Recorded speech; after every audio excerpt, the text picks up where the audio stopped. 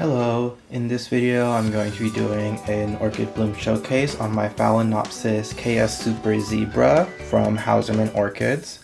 Now this was part of my 2020 Christmas haul, so I've had it for about 1.5 years.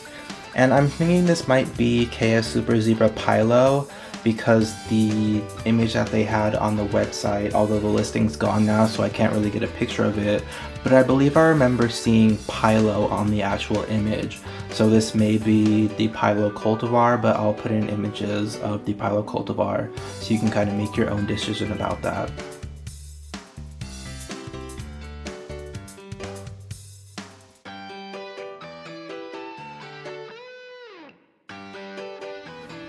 But the KS Super Zebra is a mix of Amboinensis, Tetraspis, Violacea, Michelitzii, Ludemaniana, and Sumatrana.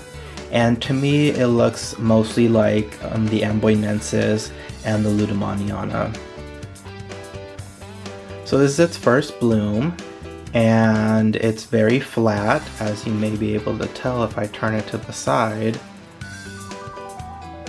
So yeah, it's very flat. The floral segments are rigid and very waxy. So it's very nice. I mean, the only issue is that it's kind of facing down a little bit, but that's because I didn't stake my the flower spike, and I don't ever really stake the flower spikes anyway. So this is kind of the presentation that it has. It has some nice detail on the lip, which is kind of hard to see right now, but maybe if I get it a little bit closer. Now there's like some of this right here, and the Sumatrana, because I have one of them and I've seen it bloom, it actually does have some sort of stripes on the lip, as does the Amboinensis and some of the other ones, so it's kind of hard to tell like what this little bit is coming from. So the lip actually looks very Violacea-like.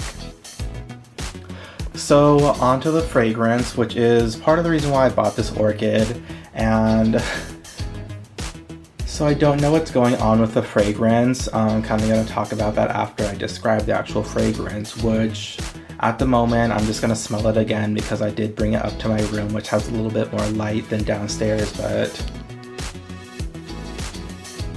yeah, it's just, I mean, it's kind of getting more lemony now, but downstairs where it's a little bit less light, and I always take my orchids in bloom downstairs to kind of display them. But it smells like a mildewy sponge, almost 1-to-1. The first time, because when it was opening, it smelled a little bit more pleasant, and then I smelled it, I think 2 days ago, I started smelling kind of crazy, and I smelled it, and I actually had to smell the medium because I thought that maybe the medium was going bad or something like that, but no, it is the actual orchid.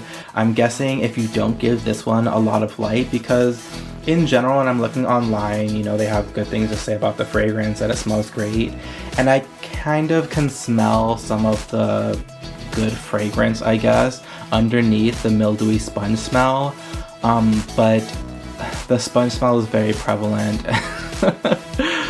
But luckily this is just a pretty orchid to look at anyway, so I'm not too bummed about the lack of fragrance, and I'm sure if I bring it up here into my room and put it under some lights, you know, the smell will become more strong, but I do like to display them downstairs, so I guess I'll just deal with it anyway. So as you can see for the actual orchid, and I also want to point out on this right here, you can see that the tag is cut, and I feel like if I had the whole tag, I would see Pylo on the tag, but let's move on. So you can see that the orchid is in moss and bark overleca. As you know, that's what most of my orchids are in, and yeah, it seems to like it. I've got roots down there.